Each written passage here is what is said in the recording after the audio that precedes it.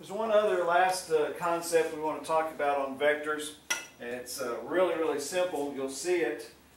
You'll be asked about this and asked to use it, in standardized tests like ACT, SAT, PSAT, all those kinds of things, EOC, star testing, whatever.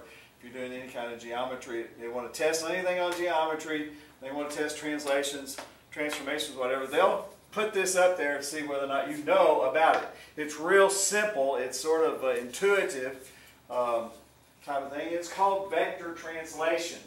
It's moving something, translating something, using a translation as a transformation, moving it in accordance with a vector. Now, it makes sense to call that a vector translation. A translation is a vector movement. Why? Because we're going to move that figure a certain distance in a certain direction.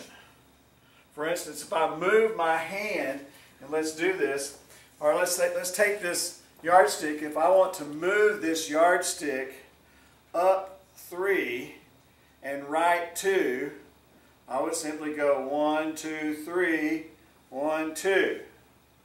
Now, each end of this yardstick, each point on this yardstick, moved the same distance. That's the distance. And it moved a certain direction. So in reality, what we're doing is, and when we accomplish a translation, we are accomplishing a vector movement. That is a vector movement. It's identified as a vector movement. Why? Because it has two things. It has a distance that we moved, and it has a direction that we moved. But to really go there after what we've done with transformation, it's sort of like, we're going to do vector translation. Well, it sounds like we're going to do something fantastically great. Sort of like using a sledgehammer to put a tack in the wall. But it's real simple. Vector translation is to translate a point, line, or polygon using a vector, move each vertex to be translated, move each point to be translated according to the x, y components of the vector. Okay? The vector doesn't have the parentheses to identify it. It has those pointed, like here, to identify the vector. Well, this is just your x movement, and this is just your y movement. So let's do an example. Let's translate a point. We could also do a polygon or a line the same way, but let's just translate one point. Point M is at 2, 1. We want to translate it using vector A, which is 4, negative 1. That simply means move point M to the right 4, move it down 1. What's the resultant? Wow, M is now where? At 6, 0. It's that simple. Basically, this becomes the rule for the translation. If we had multiple points or a polygon, we would move each one of those vertices that direction. If you want to translate using 2 or more vectors, determine the resultant vector. You understand what a resultant vector is. Add those vectors together. Okay? Tail to head, tail to head, tail to head, and then determine the resultant vector from the original tail to the last head, and translate once using the resultant vector. Now obviously, we've done exercises like that where, Susie moved this thing this way and Rob moved it this way. Are they going to end up the same place? Yes, they end up the same place. Why? Because the resultant vectors are the same. Okay, the resultant vectors are equal. We talked about that. So now that we know about vectors and we've done some exercises with them and you're familiar with all the things, this really makes sense. Translation, it's not vector translation, it's simply a vector movement. Translation is a vector movement. Why? Because we're moving something a certain distance in a certain direction. And that's defined now that we understand that.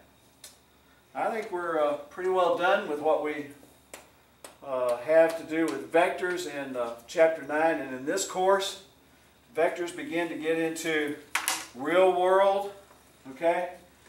Anything you do in business, anything you do in college that has to do with movement. A lot of people are interested in kinesthetics, physical therapy, physiology, vector. when you're doing an analysis of movement of athletes in order to help them get the most effective use out of their body and out of their movements, you're using vector. You're studying the vectors of the movement of each joint. Which direction is it moving and how far is it moving? What if we moved it a little more? What if we moved it less? What if we moved it in a different angle? That's all, the analysis of vector movement. Forces. Any engineering that you do, mechanical, civil engineering that you do, it has to do with forces. Those forces are represented by vectors. Okay? Biomechanical. If you're looking at prosthetics, you're looking at replacement parts, you're looking at what is the force vector, what is the vector of the movement of that hip, what is the vector of the movement of that knee for that particular person, how does that particular person's original knee need to be? We need to restore it back to its originality. What do we need to do to make that work? What's the vectors we need to create? And how does that work in the new joint and so forth? And so everything we're doing is going to involve some sort of two-dimensional quantity that represents a magnitude of some sort and a direction that we go. So also it means the coordinate grid takes on new meaning. If we go from point A to point B, we have, in essence, created and invoked a vector. The movement from point A to point B is a movement a certain distance, at a certain speed, in a certain direction. Okay? So now we have a different dimension that we can see and look at whenever we're looking at coordinate grids. Okay? What's the vector of the profits of that company? What direction is it moving and how fast is it moving there? Okay? It's moving steeply, up steeply, and it's moving rapidly. It's moving at a certain pace. It's moving at so many dollars per unit over this period of time. And so vectors can be used for a lot of different analysis.